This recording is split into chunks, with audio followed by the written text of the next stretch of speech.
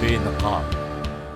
بناکر فقیروں کا ہم حیض غالب تماشائے اہل کرم دیکھتے ہیں۔ جس دور میں غالب نے یہ شعر لکھا تھا اس وقت یقیناً اہل کرم کی کرامات دیکھنے کے لیے ایک اچھے بھلے شخص کو فقیر کا روپ دھارنا پڑتا ہوگا، لیکن آج کے حالات یکسر مختلف ہیں۔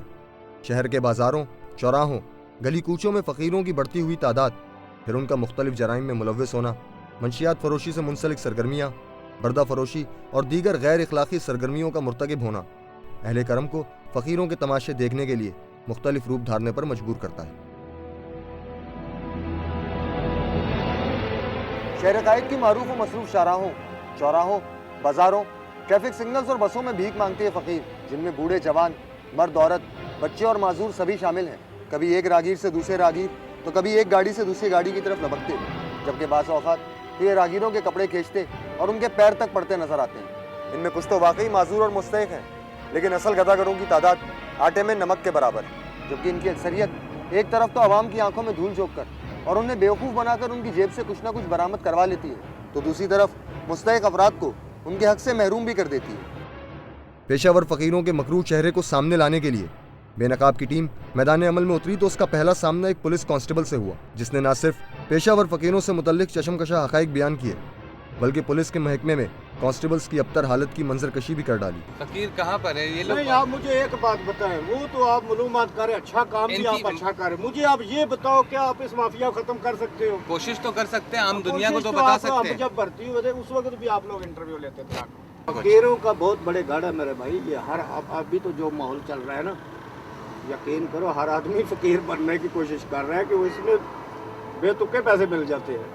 جگہ تو اس گلی کی گاڑی باہر کھڑی کر دینا، ایسے ایسے آستہ اوپر چلے جانا پہاڑی تک، یہ شام کو سارے فقیر وہاں جمع ہو جائیں گے، آپ کو سمجھ آ جائے گی کہ یہ 10 اس کے پاس بیٹھ جائیں گے، 10 اس کے پاس بیٹھ جائیں گے۔ ٹھیک ہے، تو وہی ان کی مافیا وہی ہوتی ہے، وہی ان کے انچارج ہوتے ہیں۔ اچھا آپ کا کوئی نمبر ہے کیا؟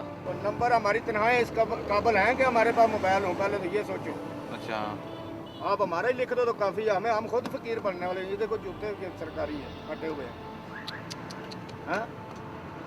اب آپ کہیں تو ہم اس کو بنائیں، اس کی مووی کیا بنائیں؟ جوتے کی، تو میرے اگلے بھی اگلے اتار لیں گے، یہاں تک چہرہ نہیں آئے گا، چہرہ نہیں آئے گا، خدا کی اگلے یہ بھی اتار لیں گے، قسم خدا کی چہرہ نہیں آئے گا، یہاں تک لیں گے۔ تو وہ تو آپ کسی اور کا بھی لے لو، سب کے ہی پھٹے ہوئے ہیں۔ دکھی انسانیت کی فلاح و بہبود میں مصروف معروف سماجی کارکن اور انصار برنی ٹرسٹ کے وائس چیئرمین سالم برنی نے ان فقیروں سے متعلق حقائق بتاتے ہوئے کہا، آج جو فقیر ہے وہ ایک بزنس بنایا ہوا ہے لوگوں نے، اور اس میں اس فقیر سے زیادہ جو ہے اپنے لوگوں کو قصوروار ٹھہراؤں گا، جو جاتے ہوئے ترس کھاتے ہیں اور اللہ کے نام پہ یا مولا کے نام پہ یا اس کی اپیل پہ کہ اللہ کے واسطے دے جا تو یہ تیری بیوی خوش ہو، بچے خوش ہوں، یہ وہ لوگ گناہ گار ہیں، وہ مانگنے والا گناہ گار نہیں ہے۔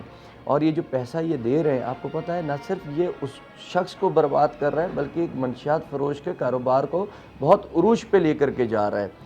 جتنے آپ کو شہروں کے اندر، یہ خاص طور پہ شہروں میں جتنے بھی ہیں فقیر ملیں گے آپ کو، چاہے وہ چھوٹی عمر کا بچہ ہو یا ضعیف آدمی ہو یا عورت ہو، یہ سب منشیات کے عادی ہوتے ہیں یہ لوگ۔ عموماً آپ نے دیکھا ہوگا شہر میں گھومتے پھرتے کہ جو لوگ بچے لیے ہوئے ہوتے ہیں گودوں کے اندر، وہ بے ہوشی کی حالت میں ہوتے ہیں۔ وہ تو بچہ جو ہے اتنی نیند نہیں لیتا جتنی وہ ہمیں عموماً دکھائی دیتی ہے ان لوگوں کی گودوں میں۔ تو یہ وہ بچے ہوتے ہیں جو اغوا کیے ہوئے بچے ہوتے ہیں، چھینے ہوئے بچے ہوتے ہیں، اور ان کو مختلف دوائیاں دے کر کے، میڈیسنز دے کر کے ان کو اس حال پہ رکھا جاتا ہے، اور ایک سوچ ان کی ختم ہونے کے بعد پھر ان کو بھی اسی لائن میں لگا دیا جاتا ہے۔ فقیری کے روپ میں موجود اپنے اس قبیح کاروبار کو پھیلانے کے لیے معاشرے کے ان ناسوروں کا دائرہ بچوں کو اغوا کرنے یا ان کو معذور کرنے کی حد تک محدود نہیں، بلکہ زیادہ سے زیادہ دولت کمانے کی لالچ میں یہ ان معصوموں کو دوسرے ملک بھیج کر بھیک منگواتے ہیں تاکہ غیر ملکی کرنسی کی صورت میں زیادہ سے زیادہ روپیہ حاصل کیا جا سکے۔ اس کا بس نہیں چلتا اور اس کو کوئی بچہ یا کوئی ایسا انسان دیکھتا ہے جس کو وہ یوز کر سکتا ہے تو اس کو ہتھیانے کی وہ کوشش کرتا ہے، اور اس کوشش میں کبھی جو ہے وہ راضی خوشی لے آتا ہے، کبھی جو ہے اس کو پھر اغوا کرنا پڑ جاتا ہے۔ درندوں کے ہاتھوں یرغمال بنے رہنے اور ان کی قید سے آزادی حاصل کرنے کے بعد ہم نے اس بچے سے دوبارہ آزادی ملنے، وطن واپسی اور ایک باعزت روزگار کمانے کے حوالے سے بات کی۔ مجھے یہ لوگ اغوا کر کے سعودی عرب لے گئے، پھر ادھر میرے سے بھیک منگواتے تھے اور بہت ظلم کرتے تھے یہ لوگ۔ مجھے تو بہت اچھا لگتا ہے کمانے میں، भीख मांगने में बहुत बुरी बात है, अच्छी नहीं लगती। अल्लाह का शुक्र है, अल्लाह ताला ने जैसे भी बनाया सही बनाया। पेशावर गदागरों से मुतल्लिक ये बात आम है कि इनके पीछे एक मुनज़्ज़म और बाअसर माफिया का हाथ होता है। खानदानी का, जैसे हमारा मांगना भीख मांगना जो है ये भी खानदानी पेशा है। हम तो अभी हैं तो हमारे बाप दादा मर गया इसे भीख मांग मांग के। पेशावर गदागरी के खिलाफ मसरूफ़ अमल NGO इनिशिएटर के चेयरमैन राना आसिफ ने इस माफिया से मुंसलिक अफराद और मकामात के बारे में बताते हुए कहा, बैगरी जो है इसको अगर हम देखें sociologically it's a mother of crime. Major crimes of factor देखें जो बैगरी के तो उसमें सबसे बड़ा जो उसमें इनके जो क्राइम्स आते हैं वो इनकी जो सबसे बड़ा हरासमेंट है, लोगों को हरासा करना, दूसरा लोगों की पिक पॉकेटिंग करना, लोगों की जेबें काटना इसी बैगरी के आड़ में। जी जैसे अब मेजर बैगरी के एरिया आप देखें कि जो कई कम्युनिटीज़ एरिया हैं कि जहाँ से कम्युनिटीज़ आती हैं, जैसे आप देख लें कि काला पुल के करीब एक 350-400 उनके हाउस होल्ड हैं। जो स्ट्रीट बैगर हैं उनके पीछे लाजमन कोई ना कोई ऐसा असर रसूख वाला शख्स होता है जो उनके सिग्नल्स की जगह देख रहा होता है। जैसे आप अल्लाह वाली चुरंगी का सिग्नल देखें जो तारिक रोड वाला है, जैसे आप अगर देखें गुरु मंदिर का सिग्नल देखें, इसी तरह नाम मेंशन कर सकते हैं लोगों के।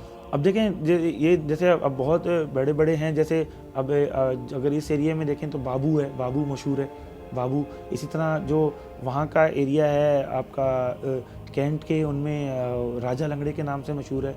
मासूम, बेबस और बेआसरा नजर आने वाले इन अफराद की ज़ाहिरी हालत पर न जाइए। ये मुल्की मईशत पर बोझ ही नहीं बल्कि इंसानियत सोच जराइम में भी मुलव्विस है। अब्दुल्ला शाह गाजी के मज़ार के पास एक फ़कीर ने फ़कीरों की माफिया और उनके मुख्तलिफ जराइम में मुलव्विस होने का न सिर्फ इंकिशाफ किया बल्कि इनके अड्डों की निशानदेही भी की।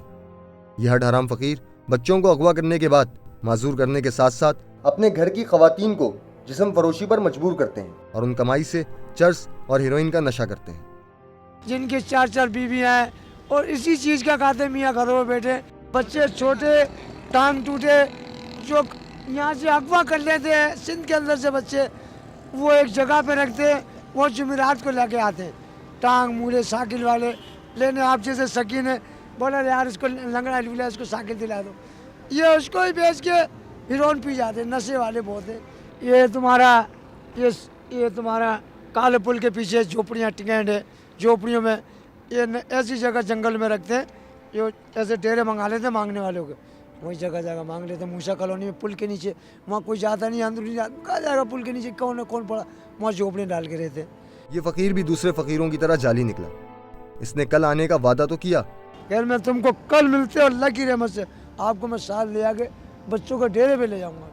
नहीं ले जाऊँ, कल मैं इतनी बजे आता हूँ, मैं इतने वाले इंशाल्लाह ताला मूसा कॉलोनी चलूँगा, इतने बजे आऊँगा अपनी बहन के पास, इंशाल्लाह ताला मौजूद होंगे और एक दूसरे के पैर हाथ बंधे होंगे 2-3 बच्चों के। लेकिन जब हम अगले दिन उस जगह पहुंचे तो उसका कोई नामो निशान मौजूद नहीं था। बेनकाब